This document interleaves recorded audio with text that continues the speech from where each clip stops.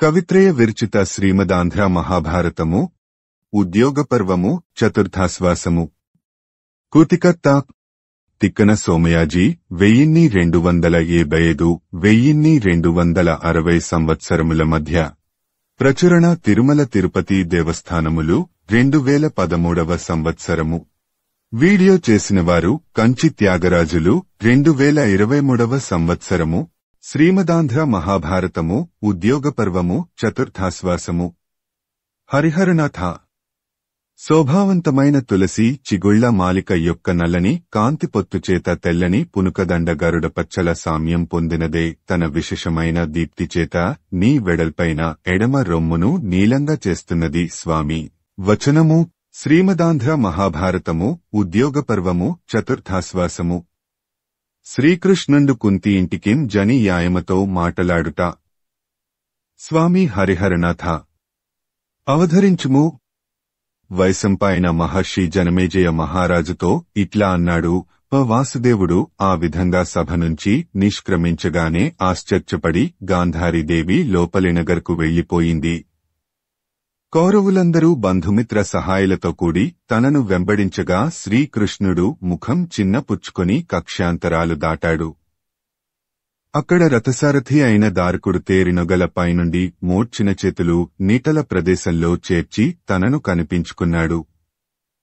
దేవకీనందనుడు అక్కడ ఆగాడు. వెంట వస్తున్న వారివైపు తిరిగి మీరిక నిలవండి అని పలికాడు. పిదప ధృతరాష్ట్రుడు శ్రీహరి చెంతకు చేరి తన కొడుకులను ఉద్దేశించి ఇట్లా అన్నాడు. ఉత్పలమాల కృష్ణ, కౌరవులున్నూ పాండవులున్నూ విరోధం వీడి ఉద్దికగా జీవించటానికై జగడమాడి నేనెన్ని రీతుల బుద్ధులు చెప్పానో, వంశధర్మం నిలుపుటకై ఎన్ని విధాల శ్రమపడ్డానో నేడు నీ సముఖంలో కౌరవజాతికి వెల్లడి అయింది గదా. వచనము అని మళ్లీ ఇట్లా అన్నాడు. తేటగీతి కృష్ణ, నేను పరిశుద్ధుడనని నీవు గుర్తిస్తే సమస్త బంధువులు, మిత్రులు, గురుజనాలు, లోకము నన్ను నిర్దోషినని గుర్తించినట్లే. కాబట్టి నా చందమెట్లాంటిదో నీవు తెలుసుకొనుటయే నాకు ముఖ్యం. వచనము ధృతరాష్ట్రుడి మాటలు విని గోవిందుడు బాహ్లిక భీష్మ ద్రోణ కూపాదులైన సదాచార సంపన్నులను ప్రముఖులను చూచి తేటగీతి, ఇప్పుడీ సభలో జరిగిన సంగతి అంతా మీకు స్పష్టమే కదా. ఈ ధృతరాష్ట్ర మహారాజు తాను దేనికిన్నీ ప్రధానుడను కానని, తనేడ తప్పులు లేవని చెప్పివేశాడు. వచనము కనుక నాకిచ్చట ఆగవలసిన అవసరం లేదు, వెళ్ళివస్తాను. ఇక్కడ జరిగిన సంగతి అంతా ధర్మరాజునకు చెప్పాలి అంటూ నారాయణమూర్తి అక్కడున్న వారిని నిలవండని సెలవిచ్చి రథమెక్కాడు. ధృతరాష్ట్రుడు మిగిలినవారు సగౌరవంగా సాగనంపటానికి వెనుక వస్తుండగా సౌరి కుంతీదేవి వాకిట రథం దిగాడు. కందము ధృతరాష్ట్రుడు మొదలైన వారందరూ గౌరవంతో తన వెంబడి రాగా మిక్కిలి దొడ్డవాడైన కేశవుడు వినయగుణాన్వితుడై కుంతి గృహంలోనికి ప్రవేశించి ఆమె పాదపద్మాలకు నమస్కరించి కందము కురుసభలో ఆదరంతో తాను పల్కిన పల్కులున్నూ కార్యవాదిగా ఖడ్గవాదిగా చెప్పిన మాటలున్నూ దుర్యోధనుడి దుష్ట ప్రయత్నమును సంక్షిప్తంగా ఆమెకు తెలిపాడు. వచనము ఇట్లా శ్రీకృష్ణుడు ధృతరాష్ట్రుడి కొలువుకూటంలో కలిగిన వింతలు పాండురాజు పట్టపురాణి కుంతీదేవికి తెలిపి మళ్లీ ఇట్లా అన్నాడు. తేటగీతి కౌరవులు తమపాటికి తాము హాయిగా రాజ్యభోగాలనుభవిస్తూ పొగరుపట్టి రానున్నది తెలియకున్నారు. మాకది మంచిదే. మంటలు వెలిగ్రక్కుతున్న అర్జునుడనే అగ్ని తనకు తగిన ఆహారం లభించినందుకు ఎంతో సంతృప్తి వహిస్తుంది. వచనము నేను పాండునందనుల దగ్గరకు వెళ్లి వస్తాను. వారికి చెప్పవలసిన మాటలు సెలవిమ్ము అని శ్రీకృష్ణుడడిగినాడు. అప్పుడు కుంతీదేవి పరాక్రమం నమ్ముకుని జీవించిన ముచుకుందుడు, సృంజయుడు అనే పూర్వపు రాజుల కథలు చెప్పి ధర్మజుడు వీరిని గురించి విని ఉన్నాడో లేదో అని పలికి అక్కడి వారంతా ఆలకిస్తుండగా మళ్లీ ఇట్లా అన్నది. ఉత్పలమాల గోవిందా, రాజులు పరాక్రమంతో జీవించవలెనే కాని మరో మార్గం వారికి తగదని జ్ఞానులు చెబుతారు. బలసంపన్నులు తమ కులధర్మాలను గౌరవబుద్ధితో అనుష్ఠిస్తారు. తెలివిమాలినవారు వంశాచారం వదిలిపెట్టి పౌరుషహీనమైన తిండికి సమ్మతించి దేబెలే మనుగడ సాగిస్తారు. కందము. కృష్ణ, నీ మరుదులు సంధి కొరకు సకల విధాల శ్రమపడ్డారు. కాని కౌరవులతో కలిసిమెలిసి మనుగడ సాగించటం కష్టం. ఇప్పుడు సంధి తప్పిపోవడం కూడా మంచికే జరిగింది. నీవు ఈ విషయంలో శంకించవద్దు. మత్తేభము. మధుసూదన, క్షత్రియ జాతికి, కురువంశానికి తగినది వీరవృత్తి. దానికి వన్నెగా కపికేతనుడైన పార్థుడు రణోత్సాహం చూపుకుంటే నలుగురిలో పలుచనెపోడా. భుజబల గర్వితుడైన భీమసేనుడికి ఈ సంధి తగనదేనా? సకల లోకపూజ్యుడవైన నీవు ఈ పనికై ఇక్కడికి రావచ్చునా? దేవుడు మేలు చేయగా సంధి భగ్నమైనది. వచనము. ఈ మాటలతో ఆగక కుంతీదేవి మరల ఇట్లా అన్నది. కందము. కౌరవులు నిండుసభలో పాంచాలిని అవమానించటం నా కుమారులు మరచిపోయారా? న్యాయమార్గాన్ని వేడటానికి జంకీవారప్పుడు అట్లా అడవులకు వెళ్లటం యుక్తమే కాని న్యాయంగా తమకు రావలసిన అర్ధరాజ్యం ఇవ్వక తామే హరింపదలచి కౌరవులు ధర్మవినాశనానికి పూనుకొన్నప్పుడు తాము శాశ్వత కీర్తిని సంపాదించటానికి యత్నం చేయవద్దా? వచనము. మదాంధ్ర మహాభారతము ఉద్యోగపర్వము చతుర్థాశ్వాసము. శ్రీకృష్ణుడు కర్ణుని దన రథం బెక్కించుకుని కొన్ని రహస్యోక్తులు పలుకుట. వచనము. కుంతీదేవి అట్లా పలికి శ్రీకృష్ణుడిని కౌగిలించుకున్నది. గోవిందుడు తనకు మ్రొక్కగా దీవించి, నేను సుఖంగా ఉన్నానని నా కుమారులకు చెప్పుము. భుజ విక్రమంతో సంపాదించిన బ్రతుకు తెరువుతో బ్రతకండని చెప్పుము. పుండరీకాక్ష, పోయిరమ్ము అని వీడ్కొల్పింది. సౌరి సింహగమనంవలె సుందరమైన నడకతో కదలి తనతో కదలివస్తున్న ధృతరాష్ట్రుడు మొదలైన వారిని నిలవండని పలికి తాను రథమెక్కాడు. కర్ణుడివైపు చూచి నన్ను సాగనంపి వద్దువుగాని రావయ్యా అని చేయిసాచి అతడి చేపట్టి రథం మీద ఎక్కించుకొన్నాడు. సాత్యకి ప్రక్కన అశ్వతరము కంచరగాడిద నెక్కి వస్తుండగా శ్రీకృష్ణుడు ముందుకు సాగాడు. తనను సాగనంపటానికి వచ్చిన కృతవర్మను తగిన విధంగా స్నేహయుక్తంగా నిలిపి నారాయణుడు వెళ్లుతున్నప్పుడు పట్టణ ప్రజలు ఇట్లా అన్నారు. ఉత్పలమాల, అయ్యో! వాసుదేవుడి ఆదేశం ఆదరంతో స్వీకరించని వీరు ఏపాటి బుద్ధిమంతులు! సంగ్రామంలో ఇరుపక్షాలలోని జనులంతా శౌర్యంతో పోరికూలుతారని భావించక ఇంతటి జనహానికి పూనుకొన్నారు. ఇట్లాంటి కపటులు ఎక్కడైనా ఉన్నారా? ధృతరాష్ట్రుడి కుమారులు ఓర్వలేనివారు సుమ. వచనము. ఇట్లా పలువిధాల పలుకుతూ మార్గానికి రెండు వైపులా నిలిచి జనులు చూస్తుండగా నారాయణుడు పట్టణం నుండి వెలువడ్డాడు. తరువాత ధృతరాష్ట్రుడు తిరిగి కొలువు కూటానికి వచ్చి ఎప్పటివారలు చుట్టూ చేరి ఉండగా కృష్ణుడిని గురించి మాట్లాడుతున్న సమయంలో దుర్యోధనుడితో ద్రోణభీష్ములిట్లా అన్నారు. చంపకమాల, కుంతీదేవి ఇట్లా మాట్లాడుతుందని ఊహించలేదు. ఆమె పలుకులకు దిగ్భ్రమ కలిగింది. ఆమె వాక్కులు ఎంతో కఠోరంగా ఉన్నాయి.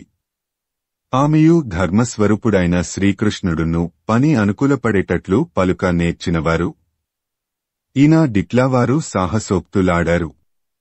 ధర్మజుడనే సముద్రానికి చెలియలికట్ట లేకుండా పోయింది.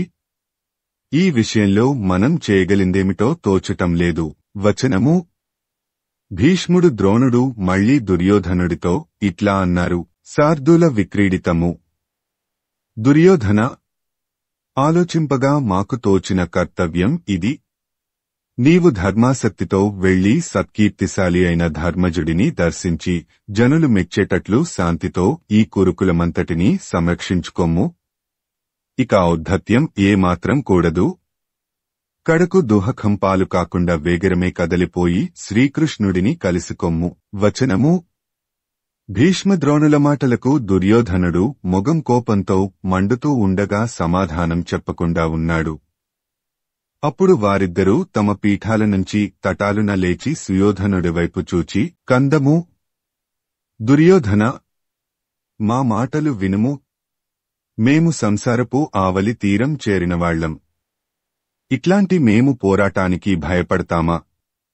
నీ మేలు గోరి ఎన్నో రీతుల చెప్పిచూచాం. విధి నిర్ణయమిట్లా ఉంటే అట్లాగే అవుతుంది.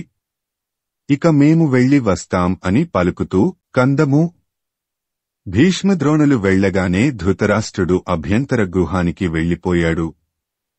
రాజకుమారుడైన సుయోధనుడు వెలుపలనున్న సేవకులను వెళ్ళండని చెప్పి మితమైన పరివారంతో తాను తన భవనానికి వెళ్లిపోయాడు. తేటగీతి. శ్రీకృష్ణుడు అట్లా వెళ్లి మిక్కిలి ప్రేమతో సూర్యుడి కుమారుడైన కర్ణుడి వదనం తిలకించి ఇతరులెవ్వరున్నూ వినకుండా అతడితో ఇట్లా అన్నాడు. సీసము ఆట వెలది.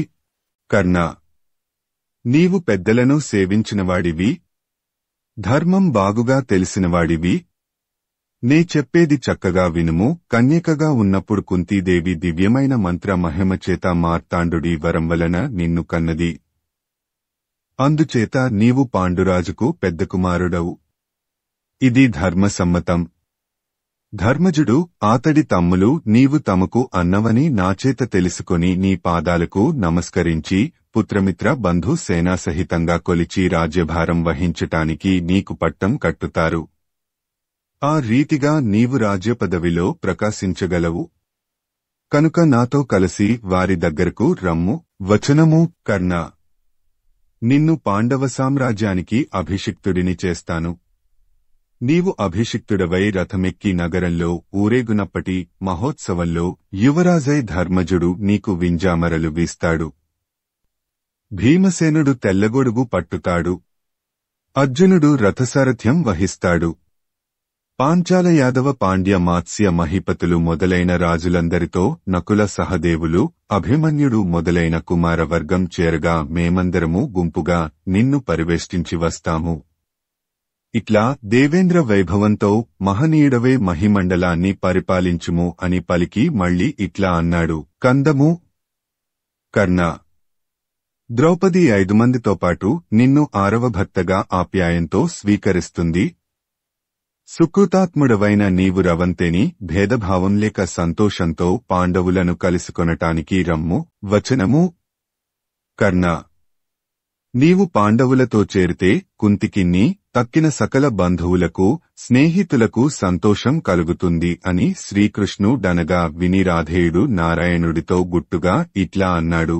మదాంధ్ర మహాభారతము ఉద్యోగపర్వము చతుర్థాశ్వాసము. కర్ణుడు శ్రీకృష్ణునకు దగిన యుత్తరంబులిచ్చుట. చంపకమాల. కృష్ణ, నీవు చెప్పిన విషయం కొంచెం నేను విని ఉన్నాను. కుంతీదేవి నన్ను కనికరం లేనిదై గంగలో త్రోసి ఇంటికేగింది. అప్పుడు సూతుడు దయతో నన్ను ఎత్తుకొని వచ్చి తనకు అంతకు ముందు బిడ్డలు లేనందున తన ప్రియురాలైన రాధ కందించాడు. ఆమెకు పుత్ర ప్రేమ పొడమగా చన్నుడు చేపాయి. అది మొదలు ఆమె పాలిచ్చి మిక్కిలి పూనికతో ఉన్నత స్థితిలో నన్ను పెంచింది. కందము.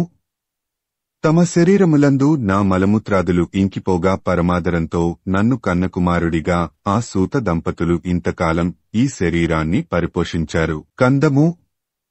నేడు నా జన్మవృత్తాంతం తెలిసి నేను ఇతరుల బిడ్డను గదా అని పెంచి పెద్దను చేసిన ఆ సూత దంపతులను వదిలివస్తే ధర్మం తప్పినవాడిని కాగలను. కృష్ణ, నా మనసులో అంతటి క్రౌర్యమున్నదా? లేదని భావం. వచనము. శ్రీకృష్ణ, నేను పెద్దలను భక్తితో సేవించేవాడనని ధర్మం తెలిసినవాడనని నీవే పలికావు. రాధా అధిరథుడు నాకు పుట్టినప్పటి నుండి చేయవలసిన వైదిక సంస్కారాలన్నీ తమ కులాచారానికి తగినట్లు చేసున్నారు. అట్టి తల్లిదండ్రులకు తనయుడుగా నేను చేయవలసిన పనులను చేయకుండా వారిని వదిలి పాండవుల దగ్గరకు రావటం ధర్మమా? చెప్పుమని పలికి మరల కర్ణుడిట్లా అన్నాడు. కందము. కృష్ణ, సోదరులు ఇష్టులు తమ్ముళ్ళు నావైపు పలువురున్నారు. వారినందరినీ వదిలిపెట్టడానికి వీలుకాదని భావించక నన్ను కౌంతేయులను కలియరమ్మని ఆహ్వానించటం నీకు తగునా? చెప్పుము. వచనము. ఇంతేకాక ఉత్పలమాల. ఈ కర్ణుడు సూతజాతివాడి కొడుకని భావించక తన కుమారుల కంటే తమ్ముళ్ల కంటే నాకు సంతోషం కలిగిస్తూ నా ప్రతాపం ఔన్నత్యం దినదినానికి అతిశయిస్తుండగా సుయోధనుడు నన్ను తనంతవాడినిగా చేశాడు. అట్లాంటి కురుకులాధినాథుడైన దుర్యోధనుడిని యుద్ధం ముంచుకొని వస్తున్న వేళలో ఏ ధర్మాన్ని అనుసరించి విడువగలనో నీవే చెప్పుము. కందము. కృష్ణ: సుయోధనుడు సంగ్రామంలో నన్ను అర్జునుడికి దీటని మిక్కిలి నమ్మకంతో ఉన్నాడు. అతడి నమ్మకం వమ్ముచేసి నేను కౌంతేయులను చేరబోవటం తగునా? ఆట వెలది. నేను అర్జునుడు రణంలో ఒకరినొక్కరు ఎదుర్కొనకుంటే లోకులు నవ్వరా? నేను పాండవులను చేరరావటం అర్జునుడికి అపకీర్తి హేతువైనప్పుడు మరి అది నాకెంత అవమానకరమో వేరే చెప్పాలా? కందము. శ్రీకృష్ణ: నీవు మిక్కిలి నిర్మలమైన మనస్సు కలవాడవు కనుక నాకు మేలు కలిగే విధమేదో బోధించావు. కాని నీ హితోపదేశం నా మనస్సుకు ఎక్కదు. నేను కుంతిపుత్రుడనన్న ఈ రహస్యం వెలికి పొక్కనీయకుండా భద్రంగా నీ హృదయంలోనే ఉంచుకొమ్ము. వచనము: అదెందుకని అడుగుతావేమో. తేటగీతి: ధర్మపుత్రుడు నాకు తమ్ముడని తాను తెలుసుకొంటే భూమండలాధిపత్యం వహించడు. కాని అట్లాంటి ధర్మాత్ముడు శాశ్వతంగా ఈ పుడమి కంతటికి రాజే పరిపాలించటం న్యాయం కదా? కందము.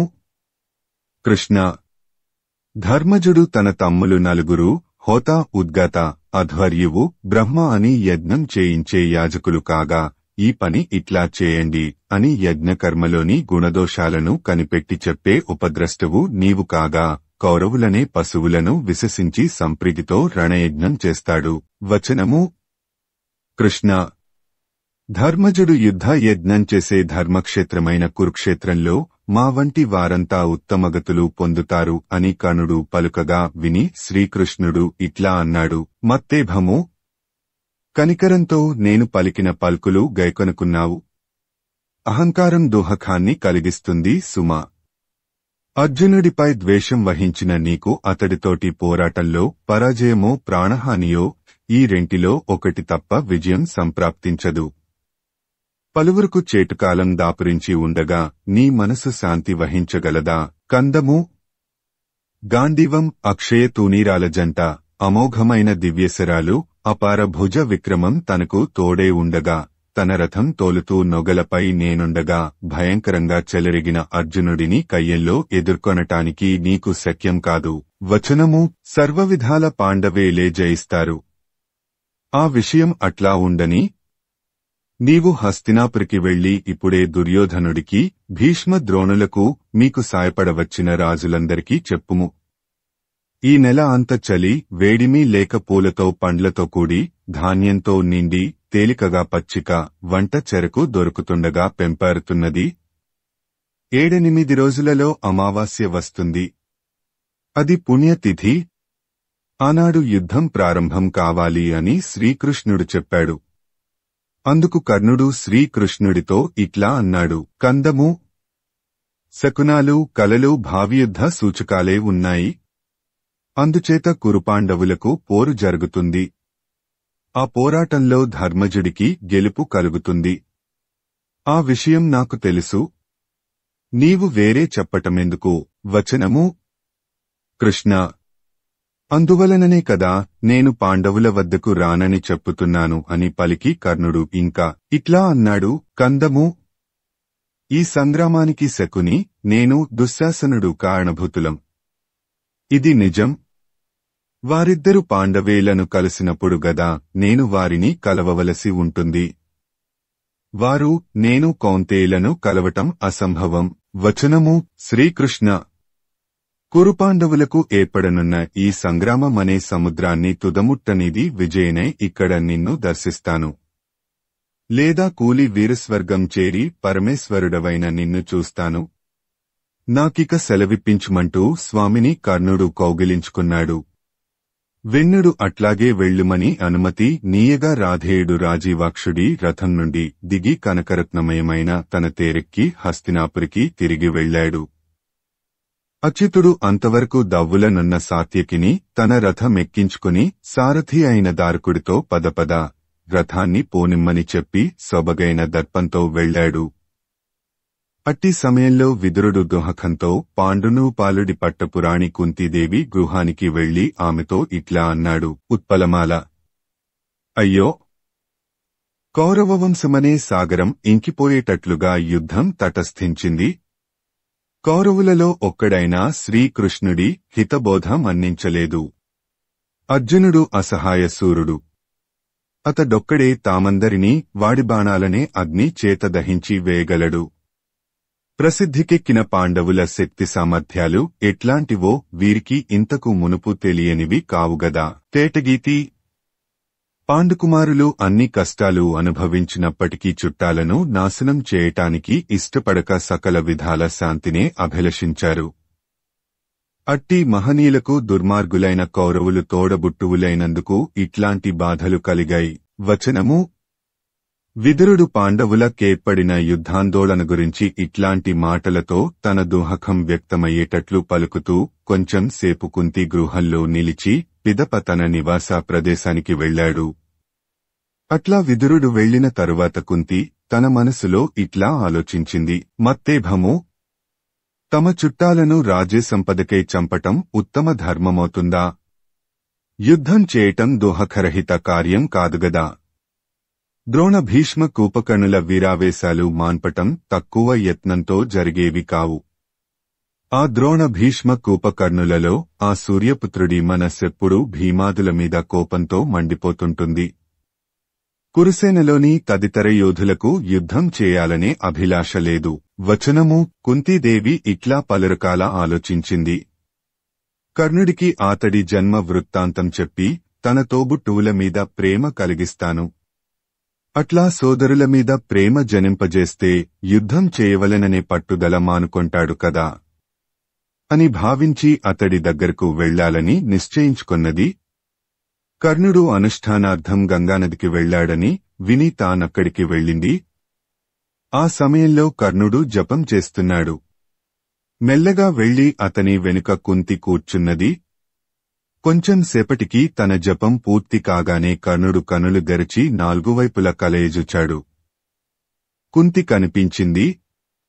అతడు పాండు రాజమహిషిని చూడగానే సంభ్రమ వినయాలతో దగ్గరకు వచ్చాడు.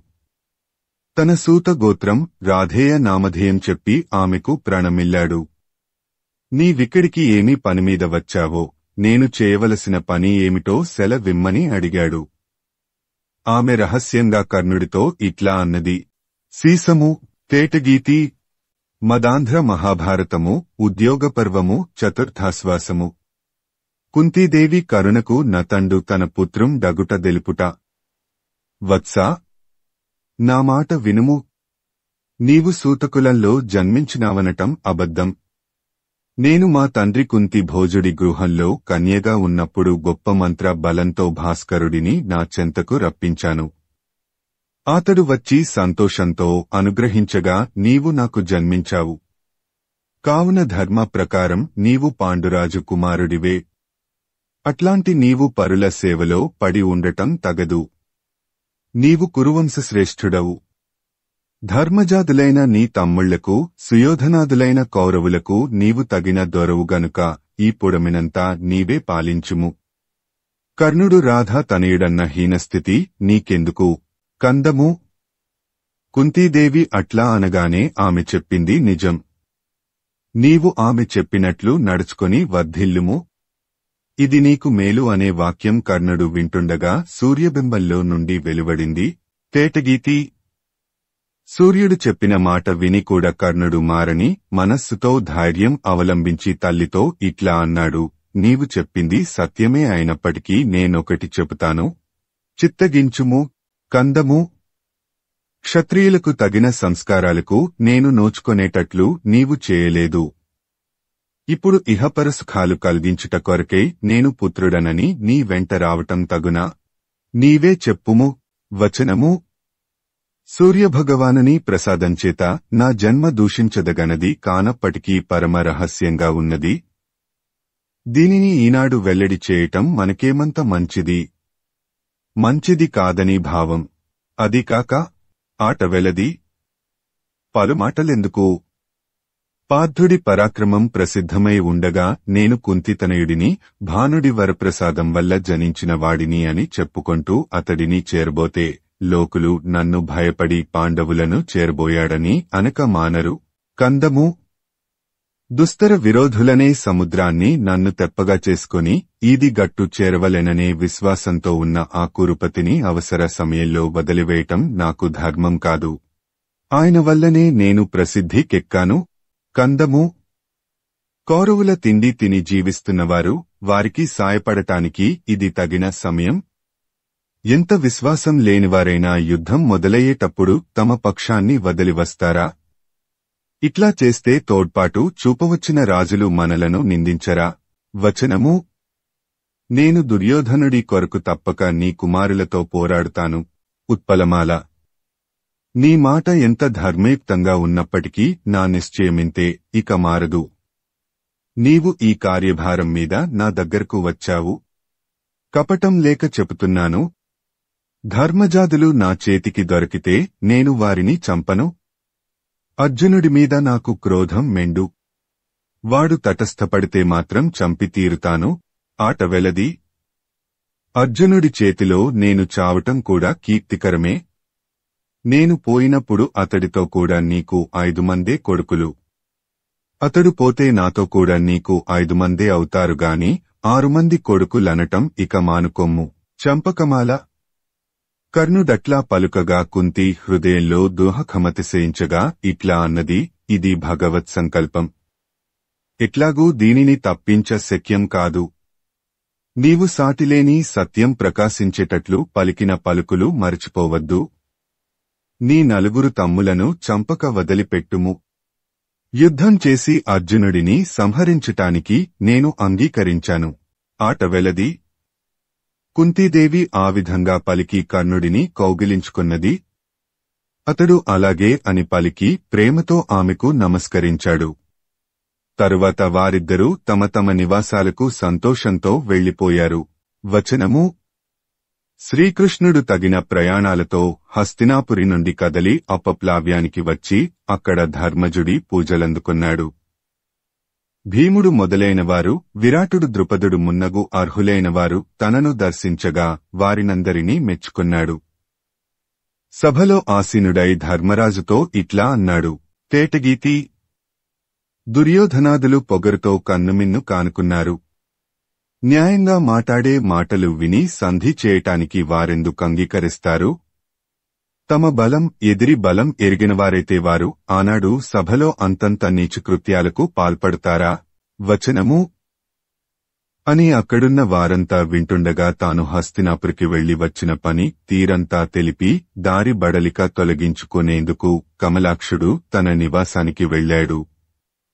ఆనాటి రాత్రి ధర్మరాజు తమ్ముళ్లతో తగిన ప్రదేశంలో ఉండి ముకుందుని అక్కడికి రప్పించి, నీవు దుర్యోధనుడితో అక్కడ ఏమి మాట్లాడావో, అందుకు అతడు ఏమి సమాధానం చెప్పాడో తెల్పవలసిందని కోరాడు.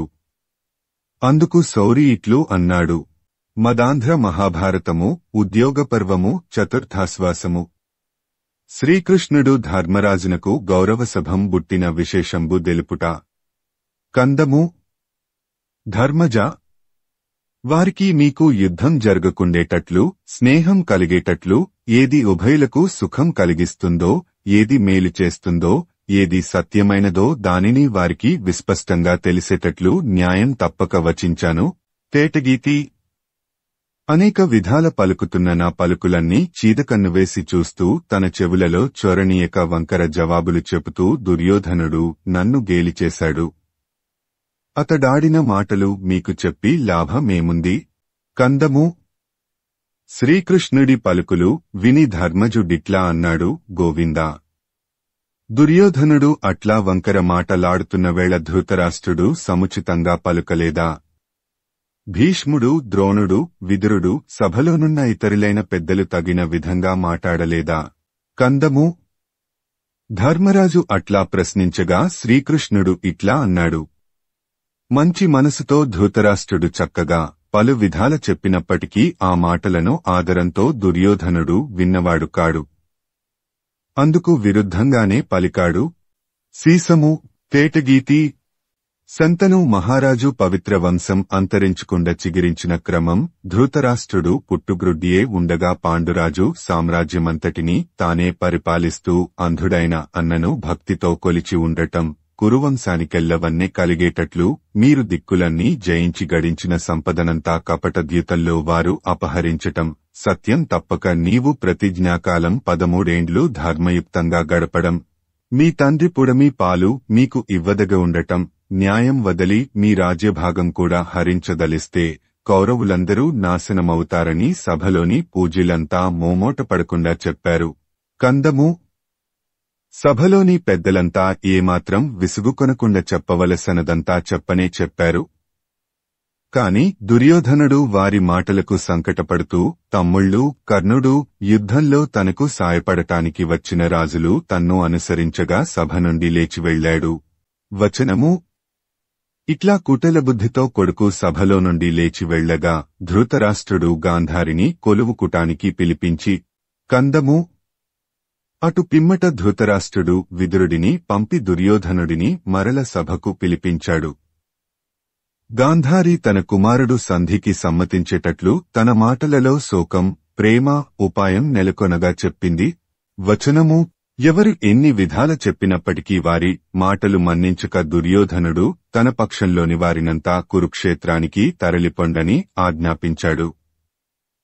భీష్ముడిని సర్వసైన్యాధ్యక్షుడిని చేసి మనపై దాడి సల్పడానికి దిగగలడు.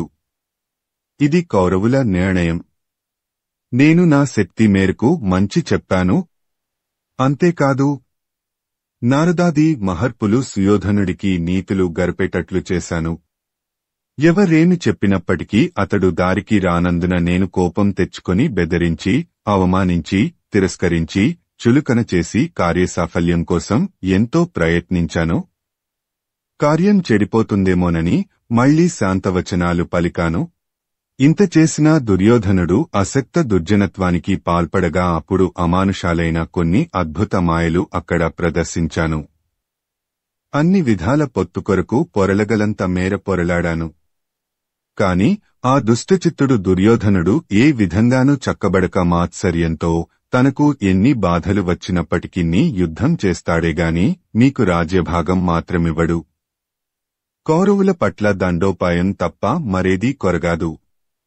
మీకు ఎట్లా సమ్మతమో అట్లా చేయండి అని శ్రీకృష్ణుడు పల్కగా విని ధర్మరాజు తన తమ్ముళ్లను చూచి ఇట్లా అన్నాడు. కందము కౌరవుల కొలువు కూటంలో జరిగిన సంగతినంతా నారాయణుడు సవిస్తరంగా చెప్పాడు గదా. ఇక మనం శంకించనవసరం లేదు. విరోధులను మట్టు పెట్టటానికి మన శక్తియుక్తులు ప్రస్ఫుటమయ్యేటట్లు పూనిక వహించండి. రణరంగానికి కదలండి. వచనము ఇట్లా ధర్మజుడు తమ్ముళ్లను ఆదేశించి దయాపరవశ హృదయుడై శ్రీకృష్ణుడిని చూచి, కందము కృష్ణ, కురువంశం నిర్మూలించటానికి సమ్మతించక నా మనస్సు పరిభ్రమిస్తున్నది. వారితో పొత్తు సాధించడానికి మనకెట్టి మార్గం లభించలేదుగదా. వచనము నారాయణ, నా మనస్సెట్టిదో నా తమ్ముల ఉద్దేశమేమిటో నీకు తెలుసు. అక్కడ దుర్యోధనాదుల తీరు, భీష్మ ద్రోణ విదురాదుల తలుపులు తెలుసుకొని వచ్చావు. మాకు ధర్మహాని కలుగకుండునట్టి కార్యమేదో నీవే నిర్ణయించుమని ధర్మజుడు వేడగా గోవిందు బిట్లా అన్నాడు. ఉత్పలమాల యుద్ధము తప్ప చేయవలసిన పని మరొకటేదీ లేదు. నేను చెప్పే నీతివాక్యాలు అతడు వినలేదని అనటం మాత్రమే కాదు. అట్లా నేను హితం చెబుతున్నప్పుడు సుయోధనుడు నన్ను పట్టుకుని బంధింపజూచాడు. ఇక అట్లాంటి అయోగ్యుడితోడి పొత్తుకు ఉపాయమేదో నా మనసుకు స్ఫురించటం లేదు. వచనము అని పలికి శ్రీకృష్ణుడు రహస్య ప్రదేశంలో విదురుడు పలికిన మాటలు భీష్ముడు, ద్రోణుడు, బాహ్లికుడు మొదలైన పెద్దలకు దుర్యోధనాదుల విషయంలో ఏర్పడిన హృదయ సంక్షోభము, కుంతీదేవి కౌరవులు వింటుండగా పలికిన పలుకులు వెల్లడించి ధర్మజు పట్ల ఏ పాపం లేదని చెప్పాడు. యుద్ధమే తక్షణ కర్తవ్యంగా నిర్ణయించాడు. అప్పుడు తమ్ములందరూ అన్నగారి ముఖం చూస్తూ మౌనంగా ఉండిపోయారు. అంతట ధర్మపుత్రుడు తమ్ముళ్లను కలయజూచి ఇట్లా అన్నాడు. ఉత్పలమాల కౌరవుల వలన మనం పడిన కష్టాలు స్మృతికి రాగానే మన తల్లి కుంతీదేవి మారణకర్మకు సమ్మతించింది. చుట్టాలను దారుణంగా చంపటానికి మాత్రం నా మనసు ఉత్సహించటం లేదు. మనకు మేలుగూర్చేది ధర్మయుక్తమైనది అయిన నడవడి ఎటువంటిదో మీరే నిర్ధారణ చేయండి. వచనము అనగా విని అర్జునుడు ధర్మరాజుతో ఇట్లా అన్నాడు. చంపకమాల, ఏది హితమో, ఏది ధర్మమో, ఏది న్యాయమో మనకేమి తెలుసు? నారాయణుడు ఎల్ల ధర్మాలను పరిశీలించినవాడు. ఆ విదురుడు పాండు మహారాజు పత్ని కుంతీదేవి చక్కగా పలికిన పలుకుల వలన సందేహమంతా తీరిపోయింది. శ్రీకృష్ణ భగవానుడు యుద్ధం చేయండని పల్కగా మనకు వేరే ఆలోచనలెందుకు? ఆట వెలది. పార్థుడట్లా పలుకగానే ధర్మజుడు అట్లే కానివ్వండి. సకల ధర్మ స్వరూపం ఎరింగిన మహానుభావుడు మనకు రక్షకుడు వాసుదేవుడే. ఆయన కర్తవ్యం నిర్దేశించిన తరువాత మనకు సందేహం తగదు. దారుణ యుద్ధ సన్నాహాలు సాగించండి. వచనము అంటూ ధర్మరాజు తుదకు యుద్ధం చేయటమే కర్తవ్యమని నిర్ణయించి, కందము బాహుబలము బహువిధాలైన వ్యూహాలను పన్నే విధానంలో తెలివితేటలు గలిగి ఏడక్షోహిణుల సైన్యాన్ని నడిపి భీష్ముడి రణోత్సాహాన్ని అరికట్టగలిగిన మేటి విలుకాడు మనలో ఎవడు? వచనము మనం అటువంటి వీరాగ్రణికి సర్వసేనాధిపత్యం ఇచ్చి అభిషేకించాలి. తేటగీతి ధర్మజుడి పలుకులు విని సహదేవుడు ఇట్లా అన్నాడు. ఈ రాజా విరాటుడు కొడుకులు, మనుమళ్ళు, సోదరులు మొదలైన బలగం కలవాడు. బాహుబలంలో గొప్పవాడు. మనకు ఆధారమై ఉండినవాడు. అట్టి మత్స్య మహీపతి సేనాధిపత్యానికి తగడా? వచనము తరువాత నకులుడు ఇట్లా అన్నాడు.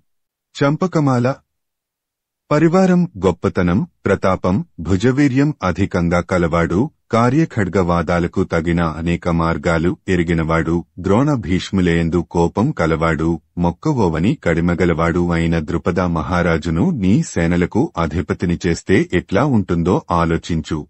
వచనము నకులుడు ద్రుపదుడికి సేనాధిపత్యం అప్పగించటం తగునని పలికిన పిమ్మట అర్జునుడు ఇట్లా అన్నాడు. సీసము తేటగీతి మదాంధ్ర మహాభారతము ఉద్యోగపర్వము చతుర్థాశ్వాసము ధృష్టద్యుమ్నాదులకు సేనానాయకత్వంబు నిర్ణయించుట. ధృష్టద్యుమ్నుడు ద్రోణాచార్యుడిని నిర్మూలించుటకై అగ్నికుండం నుండి పుట్టాడు. అతడితో పాటు రథం, గుర్రాలు, విల్లమ్ములు, కవచ ఖడ్గాలు అగ్నికుండం నుంచి పుట్టాయి. ధృష్టద్యుమ్నుడు అగ్నిజ్వాలతో సమానమైన ఆకారం కలవాడు. బాహుబలం కలవాడు, ప్రతాపవంతుడు. సర్వసైన్యాధిపతిగా ఉండటానికి తగినవాడని భావిస్తున్నాను. అతడు తప్ప మరొక్కడు భీష్ముడి ధాటికి తట్టుకోలేడు. మరి శిఖండి అంటేనో భయంకరమైన వీరుడు, ధైర్యశాలి, మిక్కిలి బలం కలవాడు. భీష్ముడి పాలిటికి మిత్తియే పుట్టినట్టివాడు. అతడిని దళవాయిగా చేయవచ్చును. వచనము అర్జునుడి పలుకు లాలకించి ధర్మరాజు తన తమ్ములకు భగవంతుడైన శ్రీకృష్ణుడిని చూపుతూ, ఈ మహనీయుడు సమస్తమైన జంగమ స్థావరాల యొక్క ఎక్కువ తక్కువలు చక్కగా ఎరిగినవాడు. ముఖ్యంగా ఈయన వచనాలు మన గెలుపునకు కారణాలు. కనుక ఈ మహానుభావుడు నిర్ణయించిన పురుషుడే మన ఏడక్షోహిణుల సేనలకు అధిపతి అవుతాడు. కందము ధర్మజుని మాటలు విని శ్రీకృష్ణుడు ఇట్లా అన్నాడు. ధృష్టద్యుమ్నుడు సేనాధ్యక్షుడుగా ఉండదగనవాడు. ఇతనిని ఏడక్షోహిణులకు నాయకుడిగా నిండు కొలువులో అభిషేకించుము. కందము సురలు, గంధర్వులు, ఖేచరులు, కింపుషులు మొదలైన దేవయనులు పన్నే సేనావ్యూహాల కల్పనలన్నింటినీ తెలిసినవాడు ధృష్టద్యుమ్నుడు. వ్యూహరచనలో నేర్పు కలవాడే కాదు, వీరులలో కూడా శ్రేష్ఠుడు. కందము నీ చెంతనున్న భూపతులంతా బుద్ధిమంతులు, ప్రతాపంతో ప్రజ్వలించువారే. సందేహం లేదు. అయినప్పటికినీ నీ సేనలన్నింటినీ ధృష్టద్యుమ్నుడి వశంలో ఉంచుము. వచనము శ్రీకృష్ణుడి వాక్యాలు విని ధర్మజుడు ఏడక్షోహిణులకును విడివిడిగా అధిపతులను నీవే నిర్ణయించు మని కోరగా వాసుదేవుడు తేటగీతి తమకు సైన్యం కలవారు లేనివారు అనే భేదం లేక సకల యుద్ధాలలో కోవిదులైనవారును అర్హులును అయినవారిని పేర్కొంటాను. నీ బలము లేడింటిని నడపటానికి సమర్థులైన వారికి ప్రత్యేక నాయకులుగా నీవు అభిషేకించుము. వచనము శ్రీకృష్ణుడి మాటలు విని ధర్మజుడు నీవు చెప్పినట్లే చేస్తాను. వారెవరో నిశ్చయింపుమని అడుగగా దేవకీపుత్రుడు ఇట్లా అన్నాడు.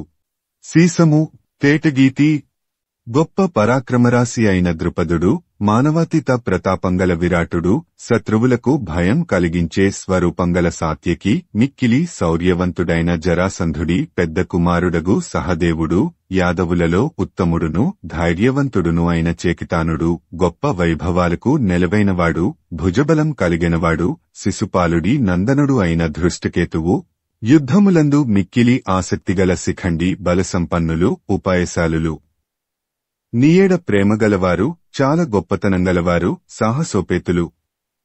అట్టి వీరిని ఏడురిని నీ అక్షోహిణులకు అధిపతులను గావించుము. వచనము అంటూ దండనాయకులను నిర్ధారించాడు కృష్ణుడు. మరల ఇట్లా అన్నాడు. కందము ధర్మజ, కౌరవసేన శక్తిహీనం. ఆలోచించగా మనబలాలు మిక్కిలి చేవగలవి. నీవు సంకోచించక సేనలను నడుపుము. నీ సేనకు అగ్రభాగాన దేవుడే నిలిచి ఉంటాడు. కందము నీ తమ్ములు వేల్పులకు సైతం గెలువరానివారు. కౌరవులను నాశనం చేయటం వారికి భారం కాదు. తామరల గుంపులను ధ్వంసం చేయటం గజక్రీడలకు లోబడినదే కదా. నీవు యుద్ధానికి బయలుదేరుము. వచనము ఇట్లా నిర్ణయం చేసి కృష్ణుడు తన నివాసానికి వెళ్లాడు. ధర్మరాజు అతడి తమ్ములు సంతోషం పొంది ఆ రాత్రి సుఖంగా నిద్రపోయారు. తెల్లవారగనే యుధిష్ఠిరుడు తమ్ములతో, కుమారులతో, శ్రీకృష్ణుడితో, సామంతరాజులతో, మంత్రులతో, పురోహితులతో కూడి నిండు కొలువుండి పరిజనులందరూ వినేటట్లు యుద్ధం నిర్ణయమైనట్లు తెలియబలికాడు.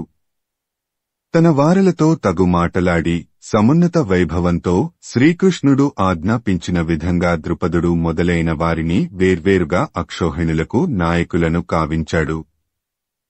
విశేషించి ధృష్టద్యుమ్నుడికి ఉత్తమ పద్ధతిలో అభిషేకం చేసి సర్వసేనాధిపత్యానికి పట్టం కట్టాడు.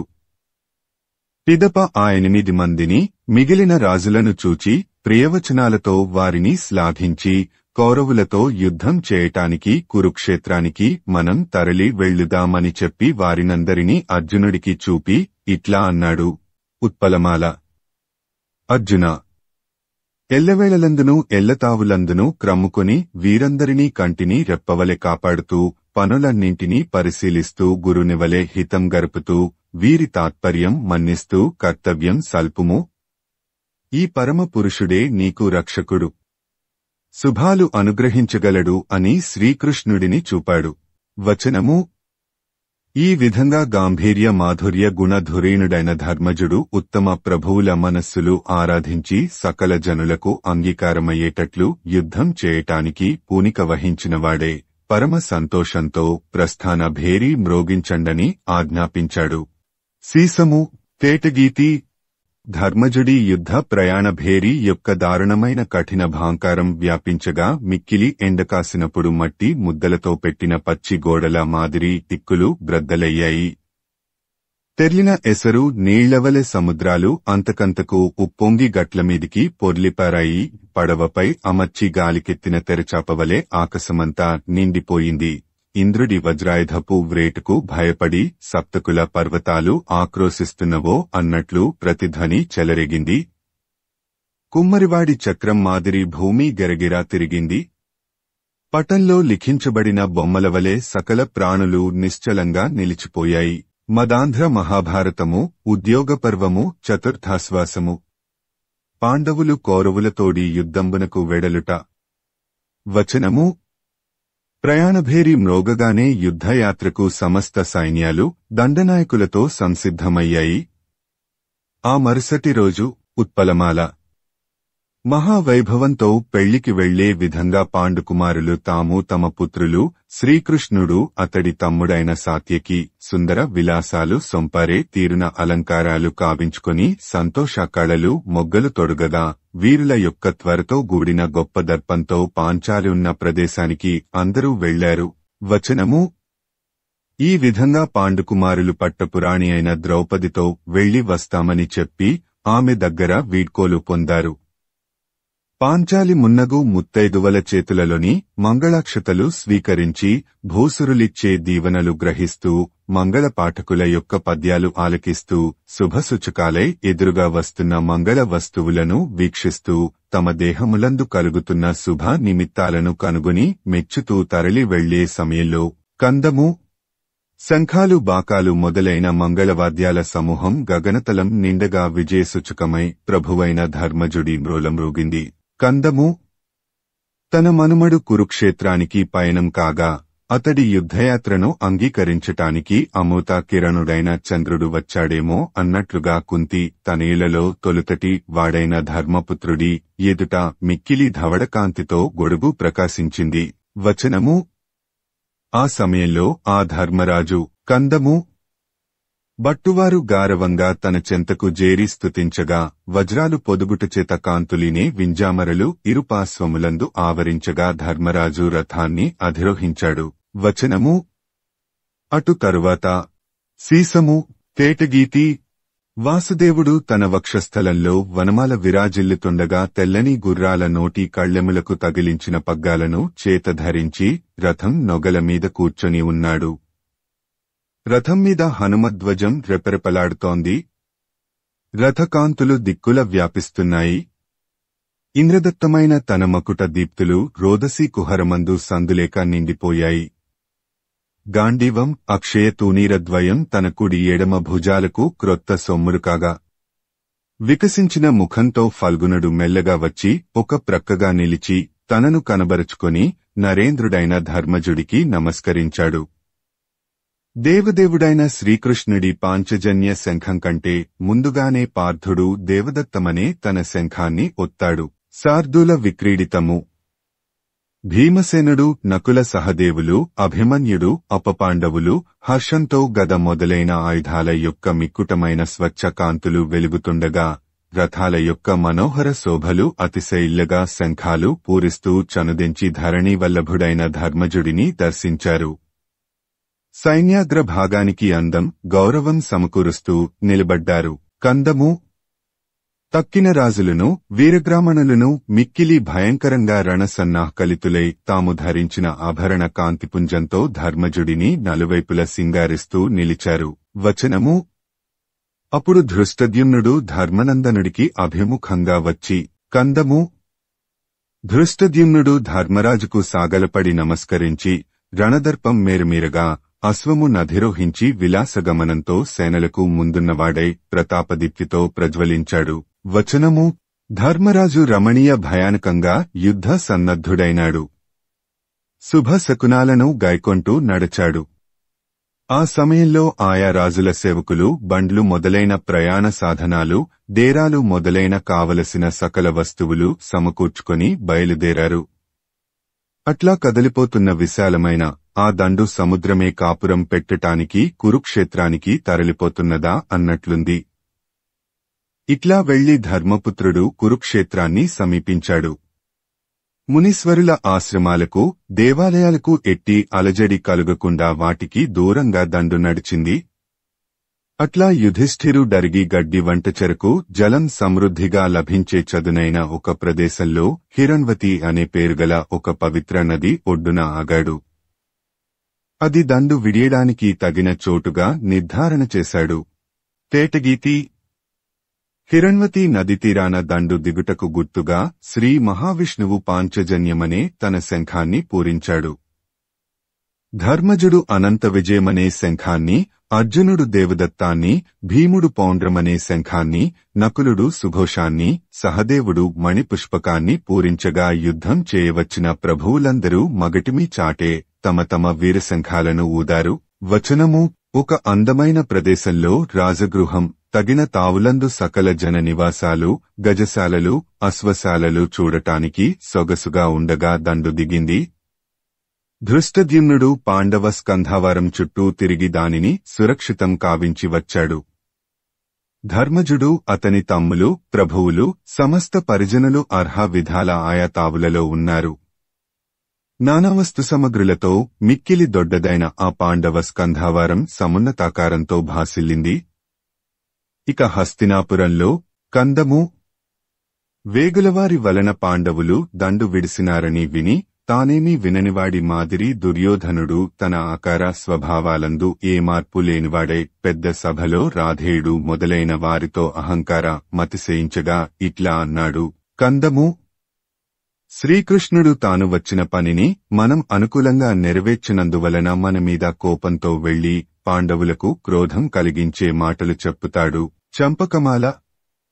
పూర్వం మనచేత అవమానించబడి పరితపిస్తున్న వారు కనుక పాండవులు తగిన విధంగా యుద్ధం చేయటానికి తరలివస్తారు. సమరం జరగక మానదు. ఏపుమీరిన మన సేనలు విశాలమైన బయలుకు చేరుకొనగానే అక్కడ దిగేటట్లు చేద్దాము. రేపే దండయాత్ర అని నగరంలో చాటించండి. రాజులందరికీ శీఘ్రమే ఆజ్ఞలివ్వండి. వచనము. మనము విడియవలసిన చోటు కురుక్షేత్రమని పలికి దుర్యోధనుడు దుశ్శాసనుడిని చూచి, నీవు కర్ణుడు, శకుని అన్ని పనులు చూడండి అని చెప్పగా వారు మహాసంతోషంతో కార్యోన్ముఖులై వెళ్లారు. నగరంలో దండయాత్ర చాటించారు. తగిన వారందరికీ యుద్ధయాత్రను గురించి తెల్పటానికి సేవకులను నియోగించారు. దుర్యోధనుని పరివారమంతా సంతోషం పొందింది. రాజరాజు తనను కొలిచున్న వారిని వెళ్లండని పలికి వారికి సెలవు సంగి తనపాటికి తాను తగిన వర్తనంతో ఉండిపోయాడు. ఆ సమయాన ప్రయాణానికి అనుకూలమైన పలు విధాలైన పనులలో మునిగిన రాజుల చేష్టితాలు, ఏనుగులను, గుర్రాలను, రథాలను అలంకరించే నేర్పుగల పరిచారకుల సందడి, పలురకాలైన ఆయుధాలు అనే సొమ్ములను సంసిద్ధపరచడానికి తిరుగుతున్న కాలిబంటుల యొక్క సంరంభం, ప్రయాణానికి తగిన వస్తు సామగ్రిని సమకూరుస్తున్న బలిష్ఠులైన మనుషుల తిరుగుళ్లు కలిగి హస్తినాపురం యుద్ధోత్సాహమనే చంద్రోదయ వేళ ఆటుపోటుల్లో ఉన్న మహాసముద్రం వలె ఉన్నది. అంత మరునాటి ప్రభాత సమయంలో. కందము. మరునాటి ప్రభాత సమయంలో తొందరగా తత్కాలోచితాలైన కృత్యాలు నిర్వర్తించి మనోజ్ఞాలైన అలంకారాలతో ప్రకాశిస్తూ కొలువుకుటానికి కురురాజైన సుయోధనుడు సంతోషంతో వచ్చాడు. వచనము. వచ్చి దుశ్శాసనుడు మొదలైన అనుజవర్గంచేత చుట్టబడినవాడై ఉండి రాజరాజు